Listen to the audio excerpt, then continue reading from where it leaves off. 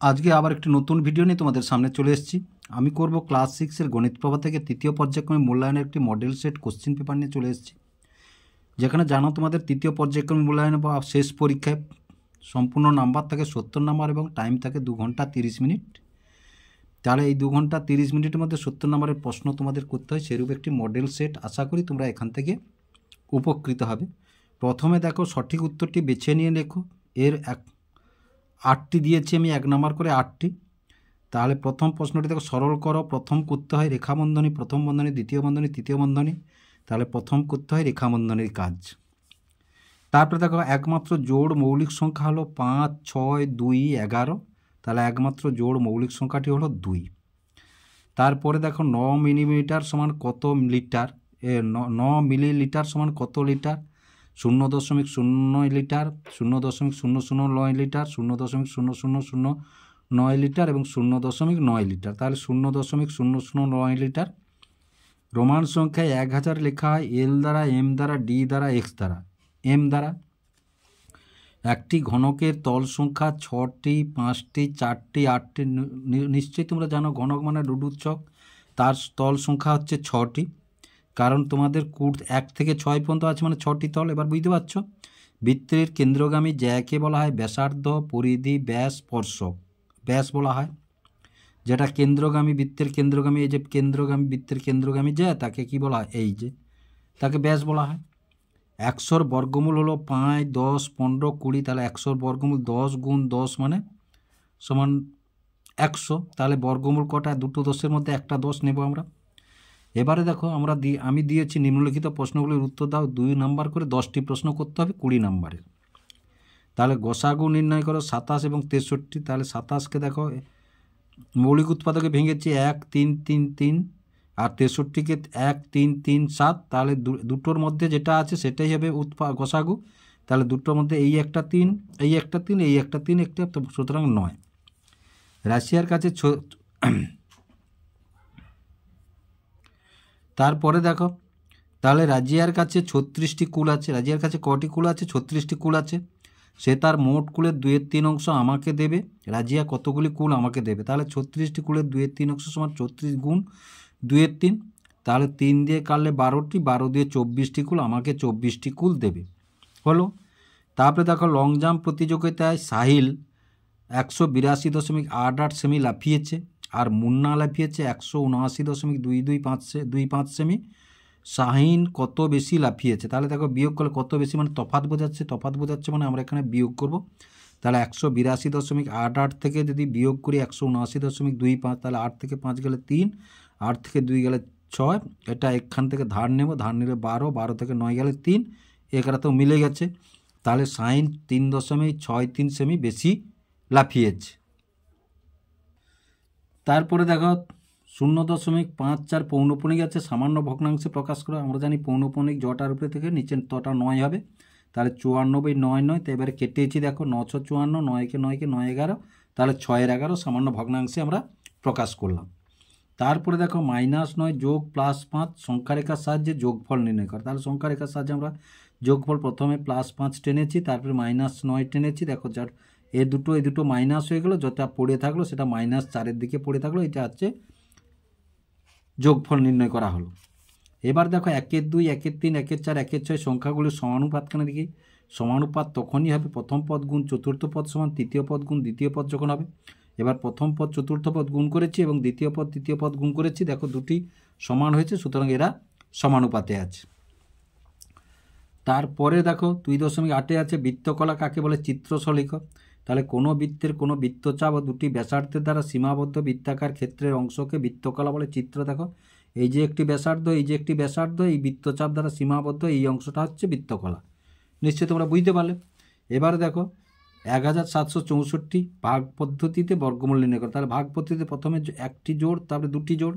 এবার 17 আছে মানে 4-এর বর্গ, তাহলে 4 × 16 দিয়েছি।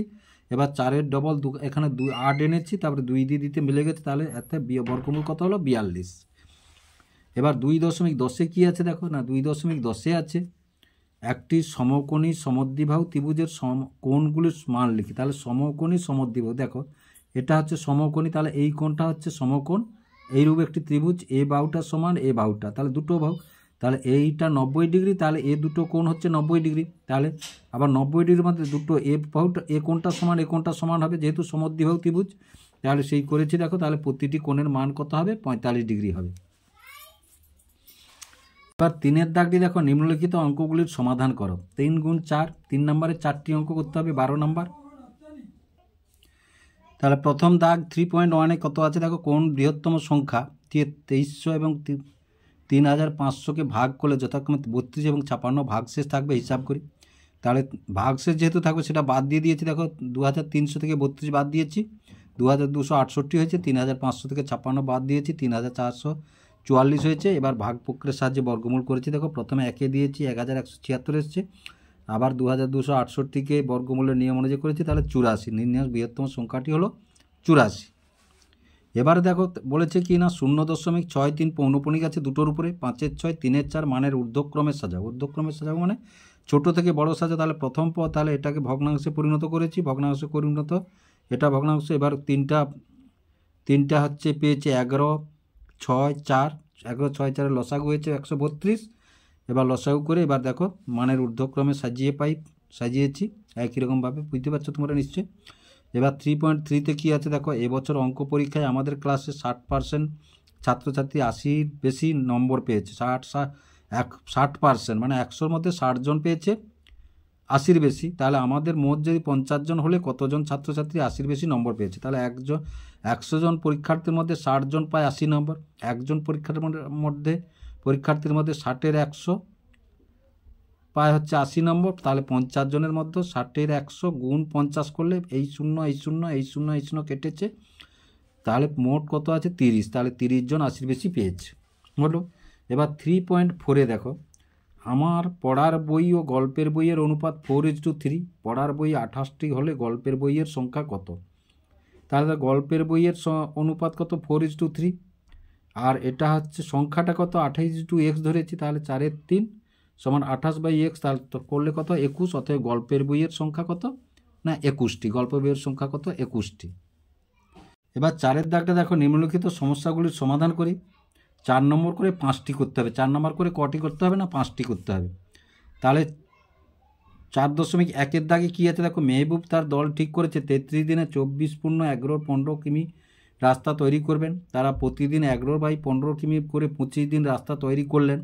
এবার ঠিক সময় বাকি কাজ শেষ করতে হলে তাদেরকে বাকি দিনের প্রতিদিন কতটুকু করে রাস্তা তৈরি করতে হবে? তাহলে দেখো মোট রাস্তা কত?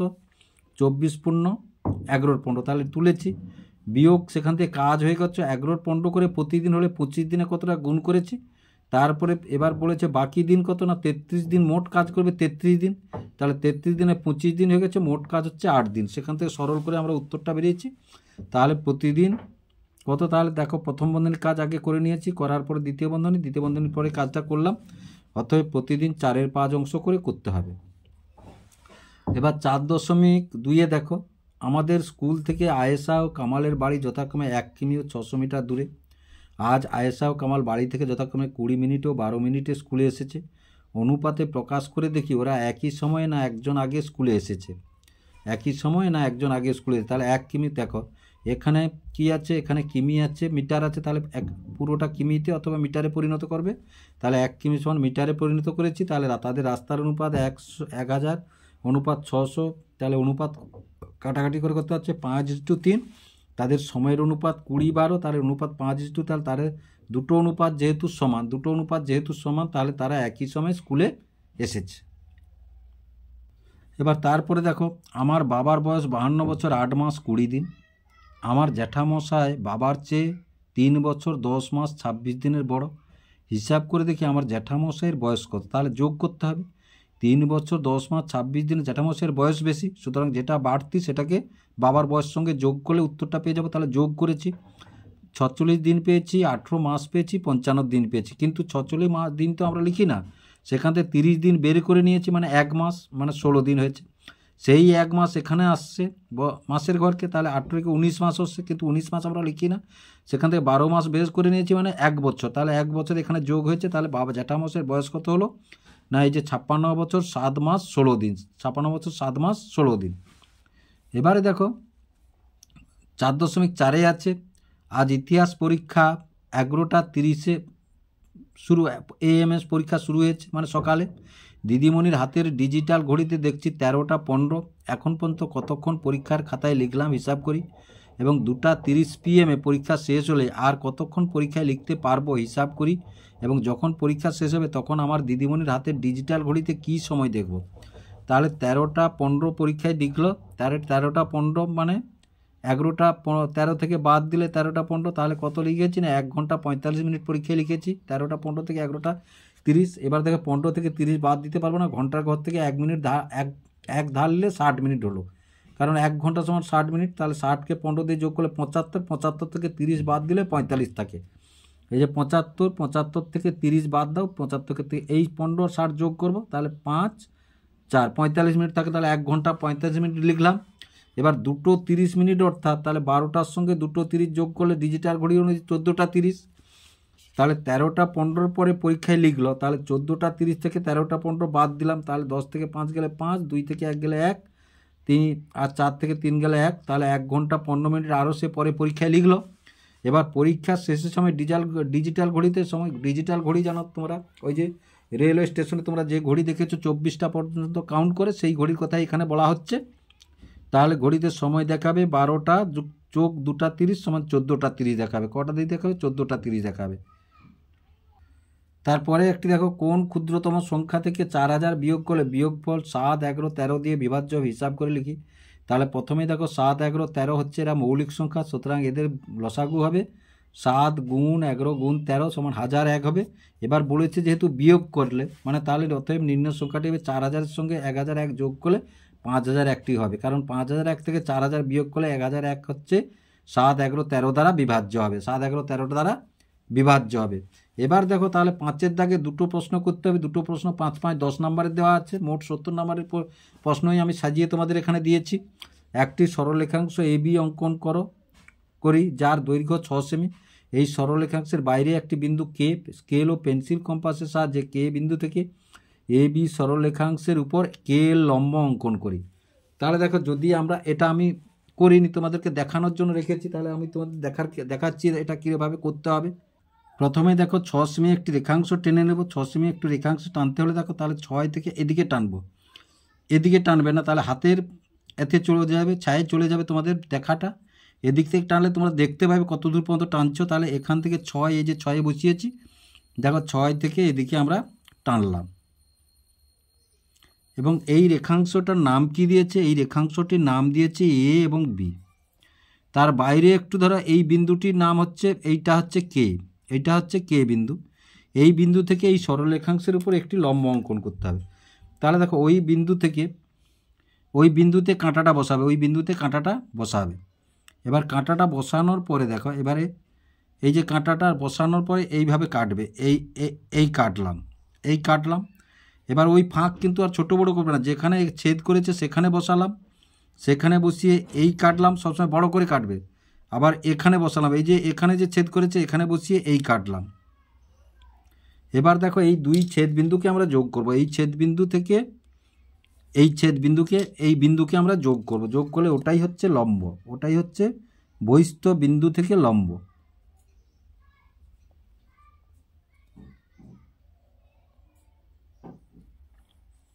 গোটাটা টানার দরকার নেই, এত দূর পর্যন্ত টেনে দিলেই হয়ে যাবে, বা গোটাটাও টানতে পারো।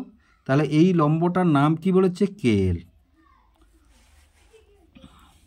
তাহলে এখানে একটু তোমাদের লিখতে হবে, অতএব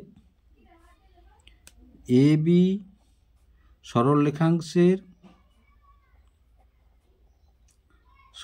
রেখাংশের বহিস্থ বিন্দু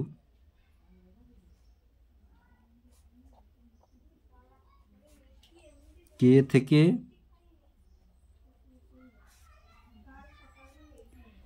KL লম্ব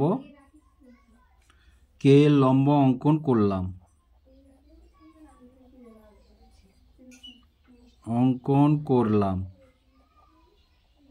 হলো। এবার তারপরে দেখো তারপরের দাগটি কি আছে? স্কেল ও পেন্সিলের সাহায্যে PQ একটি 8 সেমি দৈর্ঘ্যের রেখাংশ।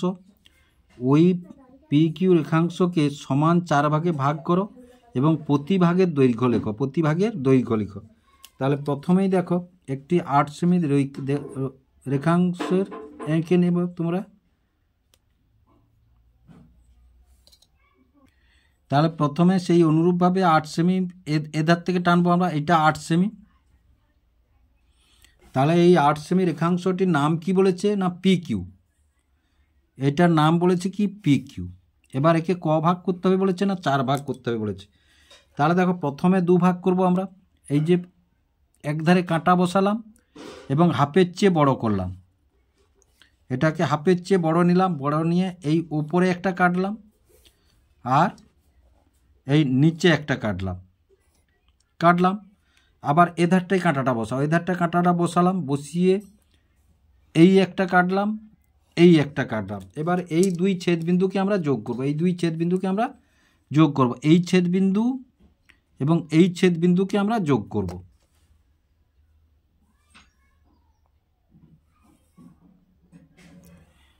দুই ছেদবিন্দু যোগ করব। এবারে দেখো এই যে এইখান থেকে এটাকে আবার 2 ভাগ করব, এখান থেকে এটাকে আবার 2 ভাগ করব, একই পদ্ধতিতে করব। তাহলে দেখো কাঁটাটা যে কোনো একটা প্রান্তে বসিয়ে দাও।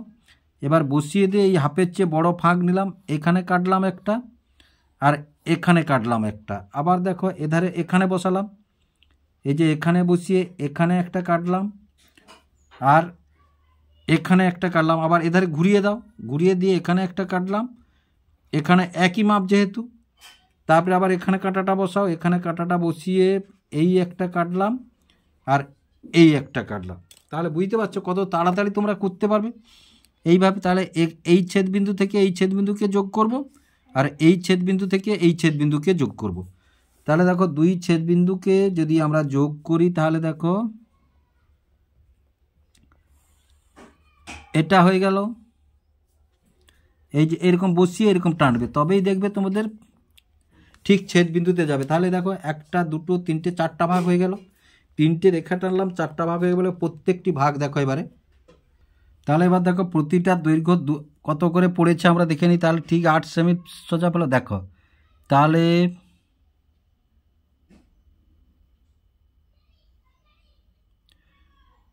লক্ষ্য করে দেখো প্রত্যেকটা 2 সেমি করে, 2 সেমি 2 সেমি 2 সেমি 2 সেমি, প্রতিটা 2 সেমি করে।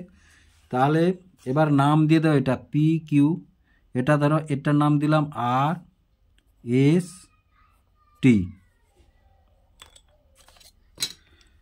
তাহলে এবার লিখতে হবে তোমাদেরকে। তাহলে পি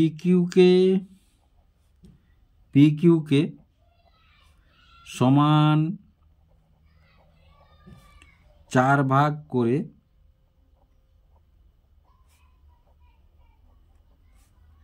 পেলাম পি আর সমান আর এস সমান এস টি সমান টি কিউ সমান কত না 2 সেমি, সমান কত 2 সেমি। তাহলে প্রতিটি 2 সেমি। পি আর সমান আর এস সমান এস টি সমান টি কিউ সমান 2 সেমি। এইভাবে লিখলে কম সময়ের মধ্যে তোমাদের লেখা হয়ে যাবে। আশা করি ভিডিওটি তোমাদের ভালো লেগেছে। যদি ভালো লেগে থাকে ভিডিওটিকে লাইক এবং শেয়ার করবে ও চ্যানেলটিকে অবশ্যই সাবস্ক্রাইব করবে নতুন নতুন এইরূপ টাইপের ভিডিও পাওয়ার জন্য।